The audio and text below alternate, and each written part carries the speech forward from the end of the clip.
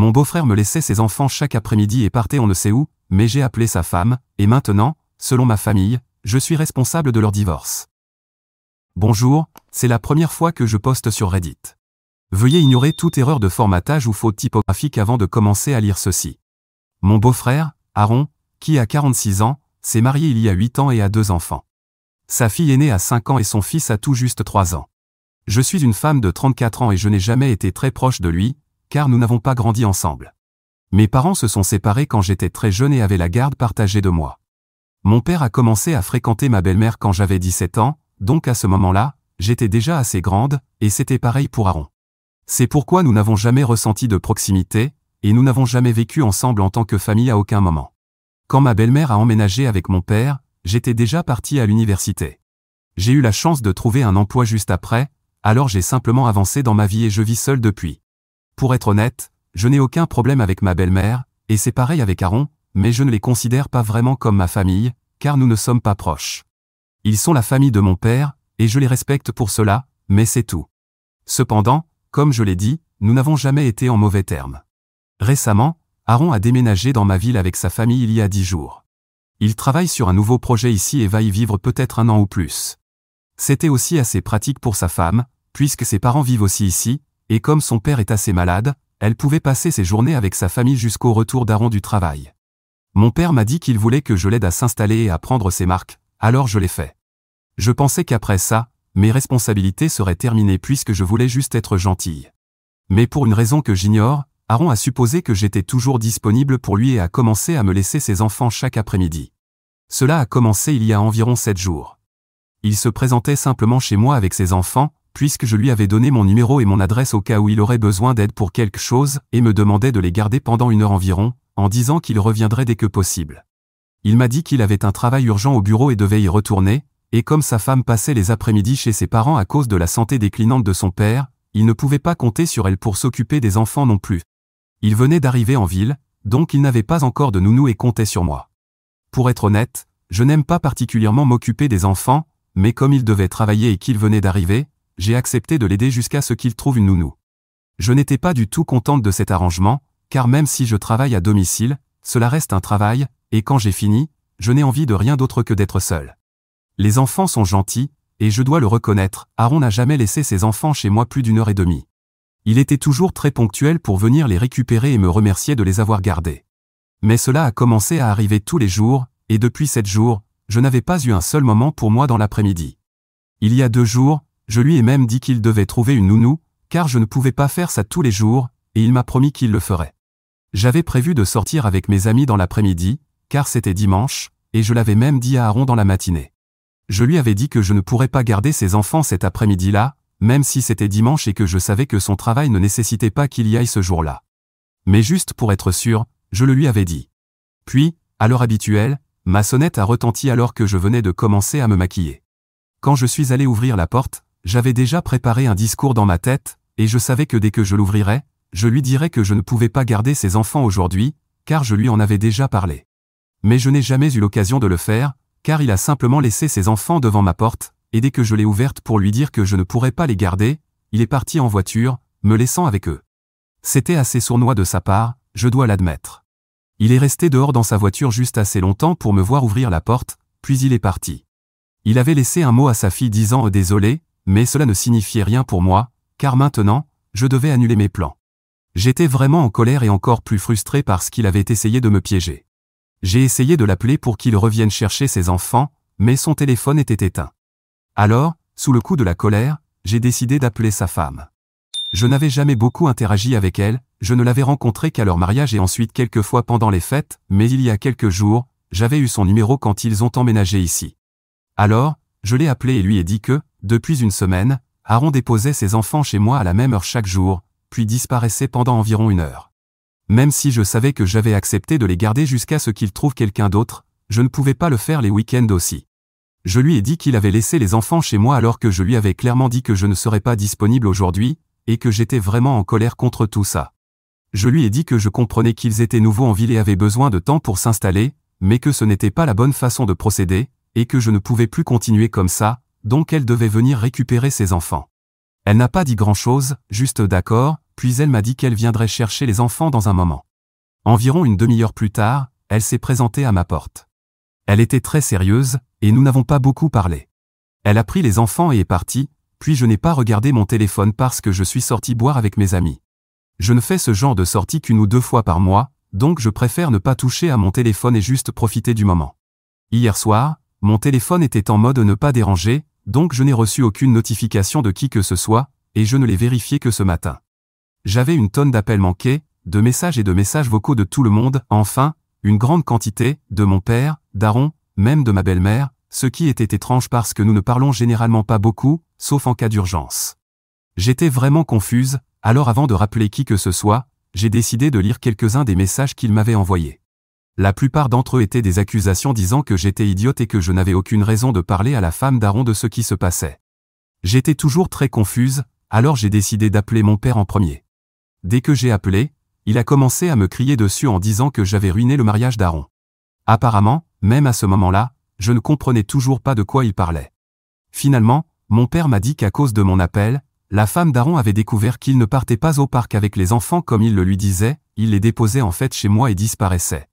En plus, Aaron m'avait aussi menti en disant qu'il retournait au bureau pour travailler. Après mon appel, sa femme a contacté un de ses collègues, qui lui a dit que personne dans son service n'était censé revenir travailler le dimanche, et qu'il n'y était certainement pas allé. Pour être sûre, elle est même allée voir par elle-même si sa voiture était garée devant le bureau, et ce n'était pas le cas. Elle a même parlé à deux femmes de ménage qui quittaient le bâtiment, et elles lui ont dit que personne ne venait vraiment travailler après les heures de bureau. Elles ont même précisé le type de voiture qu'Aaron conduisait et ont affirmé que, durant les 7 derniers jours, il était bien arrivé au travail à l'heure et était parti exactement à 5 heures. Mais il n'était jamais revenu après être parti, contrairement à ce qu'il prétendait toute la semaine. Elles ont aussi dit qu'Aaron venait juste de commencer à travailler là-bas, donc sa charge de travail n'était pas aussi lourde que celle des autres, et qu'il pouvait terminer son travail dans les heures de bureau et partir à l'heure. Elle ne comprenait pas pourquoi il aurait eu besoin de revenir travailler, encore moins un week-end. Clairement, il avait menti, et maintenant, à cause de mon appel, ses mensonges avaient été exposés, et sa femme l'a confronté. Mais il a refusé de lui dire la vérité, alors elle l'a menacé de partir et d'emmener les enfants avec elle. Hier soir, elle avait déjà quitté la maison avec les enfants pour aller chez ses parents, et maintenant il était dans une situation compliquée. J'ai aussi trouvé étrange qu'ils doivent retourner travailler chaque jour après être partis à la fin de la journée pendant toute une semaine. Ça n'avait vraiment aucun sens pour moi, mais je ne me suis pas posé de questions parce que ça ne me regardait pas, et j'ai déjà beaucoup à gérer dans ma propre vie, donc pourquoi devrais-je m'en soucier? Mais maintenant, après avoir entendu tout ça de mon père, j'ai réalisé qu'Aaron avait menti sur beaucoup de choses à beaucoup de gens, et comme il se faisait prendre, il me mettait tout sur le dos. Alors j'ai dit à mon père que, même si c'était très triste que sa femme ait décidé de mettre fin à leur mariage parce qu'il lui avait menti, ce qu'il méritait totalement, et que j'aurais probablement fait pareil à sa place, je ne voyais pas en quoi j'étais impliqué. Mon père m'a dit que si je n'avais jamais appelé sa femme, rien de tout cela ne serait arrivé. C'était vraiment exaspérant et absurde, alors je lui ai dit que j'avais dû passer cet appel parce que j'ai une vie et mes propres projets, et que je n'allais pas m'excuser de vivre ma vie selon mes propres règles. Mais il a continué à dire que j'avais trahi ma famille et que j'aurais dû simplement garder les enfants et en parler à Aaron quand il serait venu les récupérer au lieu de contacter sa femme et de créer des problèmes. C'était vraiment agaçant parce qu'il essayait de me rendre responsable de toute cette situation, alors je me suis énervé et je lui ai dit que je n'étais pas celle qui mentait à son partenaire, donc si quelqu'un était en tort, c'était bien Aaron. En ce moment, il devrait être en train de gronder Aaron, pas moi. Mais il n'arrêtait pas de dire que ce que j'avais fait n'était pas bien pour la famille et que je devais m'excuser auprès d'Aaron parce qu'il était vraiment bouleversé par ce qui se passait. Je lui ai dit que je ne devais d'excuses à personne, et qu'il devrait probablement dire tout ça à Aaron, parce que c'était lui qui devait régler ses problèmes. Alors mon père m'a dit que j'étais sa famille et que ce n'était pas comme ça que les familles se traitaient entre elles. Je lui ai répondu qu'Aaron n'était certainement pas ma famille, mais seulement sa famille à lui. Ça l'a surpris, et il m'a demandé si je ne considérais vraiment pas Aaron comme ma famille, et j'ai réitéré que non. Puis il m'a demandé si je considérais au moins sa femme comme faisant partie de ma famille, et j'ai encore dit non, parce que c'était la vérité. Je n'ai pas grandi avec eux. Ils n'ont jamais cherché à construire une relation forte avec moi, et ça me convenait, mais en même temps, ça signifiait aussi que je ne les considérais pas comme ma famille. C'était très simple. Je ne pense pas avoir dit quoi que ce soit d'offensant.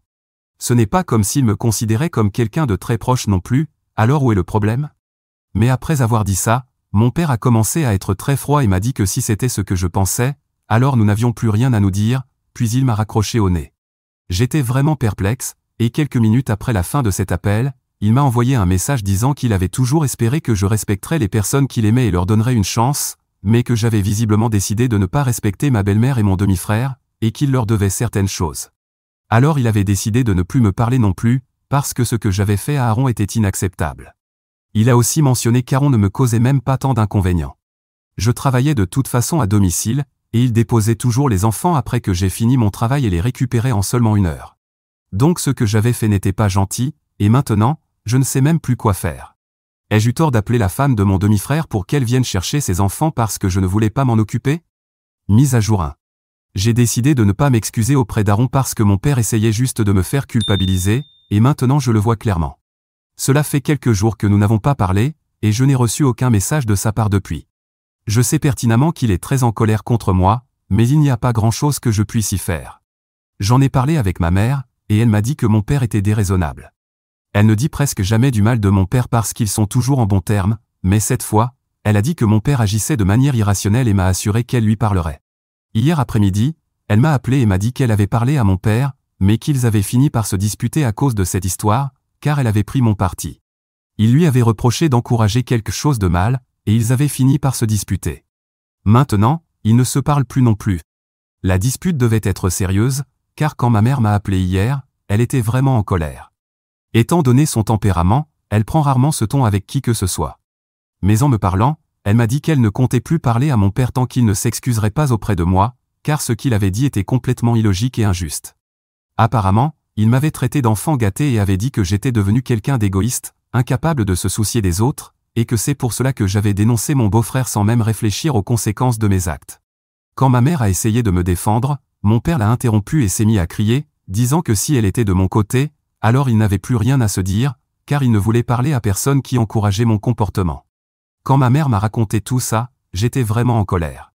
Bien qu'au départ, j'avais envisagé de pardonner à mon père s'il finissait par s'excuser, maintenant, je n'en suis plus si sûr.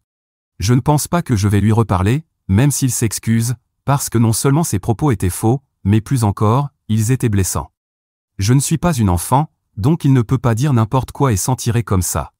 Je suis une femme adulte, j'ai ma propre vie, et si mon père décide d'être irrespectueux envers moi, alors je vais juste le couper de ma vie et passer à autre chose. Mise à jour 2. Beaucoup de choses se sont passées depuis ma dernière mise à jour. Hier soir, j'ai enfin reçu un message de mon père. Cela faisait presque 2 semaines que nous ne nous étions pas parlé, et je n'avais eu aucune interaction avec lui pendant tout ce temps.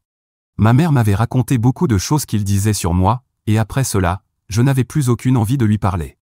Mais j'avais oublié de le bloquer, alors il m'a envoyé un message pour me dire que la femme d'Aaron lui avait apparemment envoyé les papiers du divorce il y a quelques jours et qu'il était dévasté. Cela m'a vraiment agacé, parce que je ne comprenais pas pourquoi il me donnait une mise à jour sur la situation alors que je ne lui avais rien demandé. Je savais qu'il essayait de me faire culpabiliser et de me faire croire que tout cela était de ma faute, alors j'ai juste ignoré le message et j'ai bloqué son numéro après ça. Mais ensuite, il m'a appelé depuis son numéro de travail et m'a demandé si je n'avais ni honte ni sentiment, parce que mon frère était en train de divorcer à cause de moi, et pourtant, je ne pouvais même pas m'excuser, encore moins essayer d'arranger la situation. À ce moment-là, j'étais vraiment énervé contre lui, alors je lui ai dit qu'il n'y avait absolument rien dans cette situation dont je devrais avoir honte ou me sentir coupable. Je lui ai aussi dit que je ne comptais toujours pas m'excuser. Aaron divorçait à cause de ses propres mensonges, et ce n'était pas moi qui l'avais forcé à mentir. J'avais seulement exposé ses mensonges, involontairement en plus, et je ne considérais même pas cela comme une erreur, parce que s'il agissait de cette manière, il ne méritait probablement pas sa femme. Mon père a recommencé à parler de loyauté familiale, et je l'ai interrompu en lui disant que j'avais entendu les choses qu'il avait dites à ma mère à mon sujet. À partir de ce moment-là, je n'avais plus aucun intérêt à poursuivre cette conversation. Je lui ai dit que s'il voulait soutenir un menteur, c'était son choix, mais qu'il ne devait pas s'attendre à ce que je fasse de même. Parce que, comme je l'avais dit auparavant, je ne les considérais pas comme ma famille, donc la loyauté familiale ne me concernait pas. C'était sa famille à lui, il pouvait leur être loyal s'il le souhaitait, mais il devrait aussi se rappeler qu'Aaron était un menteur. Et s'il criait sur ma mère pour avoir encouragé mon comportement, alors moi aussi, je pouvais lui reprocher d'encourager le comportement d'Aaron. Il a commencé à bafouiller après ça, alors j'en ai profité pour lui raccrocher au nez. Ensuite, j'ai bloqué le numéro depuis lequel il m'avait appelé. Mais quelque chose me dit qu'il ne va pas s'arrêter là et qu'il continuera à m'appeler encore et encore jusqu'à ce que je m'excuse ou que je fasse quelque chose pour arranger la situation. Quoi qu'il en soit, même si je n'avais plus entendu parler de mon père depuis cet appel hier soir, j'ai reçu la visite d'Aaron ce matin, vers 7 heures. Normalement, à cette heure-là, je suis déjà réveillé pour commencer ma journée avec une course et une séance de sport, et j'étais sur le point de sortir lorsque la sonnette a retenti. Quand j'ai vu que c'était Aaron, j'étais vraiment agacé. Je lui ai dit qu'il était beaucoup trop tôt pour du drama et que je n'avais pas envie d'interagir avec lui maintenant. À travers la fenêtre, j'ai vu qu'il avait l'air d'un véritable désastre, les épaules affaissées, le visage fatigué, comme s'il n'avait pas dormi depuis des jours, donc il n'annonçait rien de bon. Ça allait encore être une discussion pénible sur sa vie, et je n'avais pas envie d'entendre ça si tôt le matin. Alors je lui ai demandé de partir. Je ne voulais pas être impoli avec lui parce qu'honnêtement, il avait juste l'air pitoyable. Mais il m'a dit qu'il avait quelque chose de très important à me dire et qu'il voulait seulement que je lui ouvre la porte une fois, après cela, il ne me dérangerait plus. Il parlait d'un ton très calme, contrairement à mon père, qui ne faisait que crier depuis le début de cette dispute. Et j'avais sincèrement pitié de lui, alors je l'ai laissé entrer. L'ambiance était très gênante, et je lui ai dit que j'étais désolé d'apprendre ce qu'il traversait, mais je l'ai dit très prudemment, pour qu'il ne pense pas que je m'excusais d'avoir appelé sa femme, parce que ce n'était pas le cas. Je ne voulais même pas qu'il pense cela par accident et qu'il transmette cette fausse idée à mon père. Quoi qu'il en soit, il m'a dit qu'il y avait eu beaucoup de discussions à propos du divorce ces derniers jours, mais qu'au final, sa femme l'avait bloqué et lui avait envoyé les papiers du divorce. Je le savais déjà, mais ensuite, il m'a dit qu'il envisageait de ne pas contester le divorce. Cela m'a un peu surprise, car s'il s'était battu pour son mariage jusque-là, je ne comprenais pas pourquoi il abandonnait maintenant. Mais ce n'était pas mes affaires, alors j'ai juste attendu qu'il en vienne au fait. Enfin, il m'a dit que dans la demande de divorce, sa femme réclamait beaucoup parce qu'elle pensait qu'il avait une liaison, quelque chose qui, selon elle, expliquait pourquoi il avait menti à tout le monde sur l'endroit où il allait après avoir déposé ses enfants chez moi. Je n'ai pas posé de questions à ce sujet, car, encore une fois, cela ne me concernait pas. Enfin, il m'a révélé la véritable raison de sa visite, il voulait que je prenne son parti dans le divorce. Il a poursuivi en disant que tout ce que j'avais à faire, c'était d'enregistrer une déclaration pour lui, affirmant qu'il était un bon père et que, sauf le jour où j'avais appelé sa femme, il n'y avait jamais eu de problème avec la garde de ses enfants, qu'il avait toujours été ponctuel pour les déposer et les récupérer, et qu'il ne m'avait donc jamais vraiment causé de désagrément. Honnêtement, cela ne m'aurait pas dérangé de dire cela, mais ce qui me gênait, c'était qu'il prétendait ne pas avoir trompé sa femme. Si ce n'était pas le cas, alors qu'était-il en train de faire? De plus, je n'avais tout simplement pas envie de m'impliquer dans cette histoire. Je lui ai donc dit que je lui souhaitais sincèrement bonne chance pour son divorce, mais que je ne voulais pas y être mêlé directement. Aaron s'est vraiment énervé contre moi et m'a dit que puisque c'était à cause de moi qu'il se retrouvait dans cette situation, le moindre que je puisse faire était de lui rendre ce petit service. En entendant cela, je lui ai rappelé très poliment qu'il ne se retrouvait pas dans cette situation à cause de moi, mais parce qu'il avait menti à sa femme et laissé ses enfants chez moi sans même s'assurer que j'étais d'accord. Il a eu la décence d'avoir l'air embarrassé, mais il a quand même ajouté qu'il savait qu'il avait fait une erreur et qu'il en payait déjà le prix. Il avait juste besoin que je lui rende ce dernier service. Je lui ai dit que j'y réfléchirais, mais je l'ai seulement dit pour qu'il me laisse tranquille sur le moment, car je voulais juste un peu de temps pour moi. Puis je me suis levé, lui faisant comprendre qu'il était temps pour lui de partir, mais il est resté assis sur mon canapé. Après presque 10 secondes, il a finalement révélé la véritable raison de ses absences ces derniers temps. Apparemment, il ne voyait pas une autre femme, il allait rendre visite à sa demi-sœur, qui se trouvait aussi être ma demi-sœur. J'étais réellement choqué quand il m'a dit cela, et je l'ai immédiatement accusé de me mentir. Mais en levant les yeux vers moi, il m'a dit que c'était la raison pour laquelle on ne m'avait rien dit jusqu'à maintenant. Il m'a expliqué que ma belle-mère et mon père avaient eu un enfant ensemble et que leur liaison durait bien avant le divorce. Pour donner un peu de contexte, mes parents étaient divorcés depuis 28 ans, et cette demi-sœur dont parlait Aaron avait 32 ans. Mais comme ni mon père ni ma belle-mère n'étaient prêts à mettre fin à leur mariage respectif à l'époque, ils avaient décidé de faire passer le bébé pour celui de son mari. Cependant, le père biologique de l'enfant a fini par découvrir qu'elle n'était pas de lui et que sa femme le trompait, alors il est parti et ils ont divorcé, mais personne n'en a jamais parlé à ma mère. Quant au bébé, il a été confié à l'adoption, et l'histoire s'est arrêtée là. Jusqu'à maintenant, seule ma mère et moi étions dans l'ignorance de toute cette histoire, et mon père a eu beaucoup de chance lorsque ma mère elle-même a suggéré de divorcer 2 ans après que mon père ait mis ma belle-mère enceinte. Elle disait qu'elle n'était pas heureuse dans ce mariage et qu'elle voulait passer à autre chose. La situation s'est donc résolue d'elle-même, et pour éviter tout soupçon, mon père a gardé secrète sa relation avec ma belle-mère pendant plusieurs années, jusqu'à mes 17 ans, quand ils ont enfin décidé de se marier. C'était un plan ingénieux, je dois l'admettre. Aucun dommage, aucun préjudice. Mais récemment, Aaron a découvert l'existence de notre demi-sœur et a décidé qu'il voulait établir une relation avec elle, c'est pourquoi il allait la voir. Sa femme, qui envisageait déjà le divorce, a finalement décidé de franchir le pas parce qu'elle n'était toujours pas totalement convaincue qu'il ne lui mentait pas. Et maintenant, il me demandait de l'aider dans cette situation, car il ne connaissait personne d'autre ici qui pouvait l'aider. Mais je lui ai dit qu'après tout ce que je venais de découvrir, la seule chose que je pouvais lui offrir, c'était mes vœux de bonne chance. C'était trop d'informations à assimiler, alors je lui ai dit que j'avais besoin d'y réfléchir et que je le recontacterais plus tard. Puis, voyant à quel point j'étais vraiment choqué par la malhonnêteté de mon père, il a fini par partir et m'a dit qu'il était désolé que j'ai dû l'apprendre de cette manière, car c'était une grande révélation, mais qu'il n'avait vraiment pas eu d'autre choix. Quoi qu'il en soit, depuis ce jour, je n'ai rien fait parce que tout est encore très confus pour moi. Je ne sais pas comment annoncer cela à ma mère, mais je sais que je vais devoir le faire. Je ne crois même pas avoir totalement accepté la réalité de cette histoire moi-même, mais les photos et les preuves qu'Aaron m'a montrées étaient très convaincantes, et je ne peux pas les nier. Voilà où j'en suis. Mise à jour 3. Bonjour, cela fait quelques semaines depuis ma dernière mise à jour. Beaucoup d'entre vous se demandent peut-être si j'ai fini par tout dire à ma mère, et la réponse est oui. Je lui ai tout raconté. Au début, tout comme moi, elle a refusé d'y croire, mais je lui ai montré les preuves que j'avais. Après une conversation avec mon père, elle a compris que c'était vrai. Depuis, nous avons coupé les ponts avec tout le monde. Je ne parle plus à mon père, et j'ai aussi dit à Aaron que je ne l'aiderai pas dans son divorce.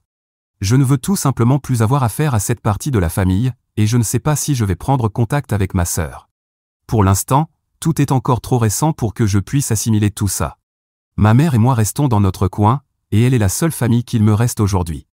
Toute cette histoire est vraiment douloureuse, mais j'essaie d'avancer petit à petit et de reconstruire ma confiance envers les autres. Mise à jour 4. J'écris cette mise à jour si peu de temps après la dernière parce que j'ai beaucoup de choses à partager, à commencer par le fait que tout ce qu'Aaron m'a raconté était un mensonge. Il avait bel et bien une liaison. Il s'avère que toutes les photos et les preuves étaient complètement fausses, et je l'ai découvert en contactant ma supposée demi-sœur. Elle pensait que j'allais lui en vouloir d'être le fruit de l'infidélité de mon père, mais j'étais juste curieuse. Elle vivait dans ma ville, donc il était facile d'aller la voir avec les informations qu'Aaron m'avait données, ces informations. Mais au lieu de m'avouer qu'elle était sa maîtresse, elle m'a dit qu'elle était ma demi-sœur, en me montrant de faux documents qu'elle avait préparés pour moi. Tout cela dans le but que je mente à sa femme. Son plan était que je dise tout ce qu'il voulait lors de la médiation du divorce, afin qu'il puisse récupérer sa femme. Parce que, même s'il avait une liaison avec cette femme, la vérité, c'est qu'après tout ce qui s'était passé, elle aussi le quittait. Elle n'avait aucune idée qu'il avait une famille, donc quand il a arrêté de se présenter à leur rendez-vous, tout s'est effondré et les deux femmes ont découvert qu'il était un menteur. Le pire, c'est qu'Aaron avait demandé une mutation pour venir travailler dans cette ville, uniquement pour être avec elle. Elle avait récemment déménagé ici pour une opportunité professionnelle, et elle lui avait dit qu'il valait mieux qu'ils arrêtent, car une relation à distance ne fonctionnerait pas bien. Mais cet idiot a décidé de déménager aussi, avec sa famille, pour pouvoir la voir tous les jours. Voilà pourquoi il était toujours ponctuel et organisé, parce qu'il allait chez sa copine, faisait ce qu'il avait à faire, puis rentrait chez lui. Elle avait même commencé à trouver son comportement étrange, car ils se voyaient toujours aux mêmes heures et ils devaient toujours partir précipitamment. Ils ne sortaient jamais ensemble, ne dînaient jamais dehors, mais j'imagine que comme c'était la première semaine, il pensait juste que les choses se stabiliseraient plus tard et qu'il aurait plus de temps pour ça. Heureusement, il s'est fait prendre avant. Mais ce n'est pas tout ce que cette femme m'a dit. Elle m'a aussi révélé que mon beau-frère était venu la voir pour essayer de la convaincre de la même chose, mentir et dire qu'elle était ma demi-sœur, afin qu'ils puissent continuer à se voir. Ce qui était un plan franchement stupide, car il y avait deux femmes impliquées, elle et moi, qui refusaient d'y participer. Il a même impliqué mon père, qui avait trompé ma mère avec ma belle-mère. Cette partie était vraie, et c'est pour ça qu'il était prêt à couvrir un menteur comme mon beau-frère. Voilà pourquoi il a menti à ma mère. Après tout, il n'était plus avec elle, donc il n'avait pas besoin de lui cacher quoi que ce soit. Donc maintenant, j'ai encore plus de raisons de ne pas vouloir de contact avec mon père, qui est toujours bloqué et le restera. J'ai aussi contacté ma belle-sœur, ou je ne sais même plus comment l'appeler, parce qu'en tant que femme, je comprends à quel point tout cela doit être douloureux. Je lui ai même proposé de garder ses enfants si elle avait besoin de faire des courses ou autre, mais elle m'a remercié et m'a dit que je l'avais déjà assez aidée. De toute façon, elle a une nounou pour ça maintenant. Et voilà, un véritable désastre, orchestré par mon beau-frère, qui ne sait pas se tenir.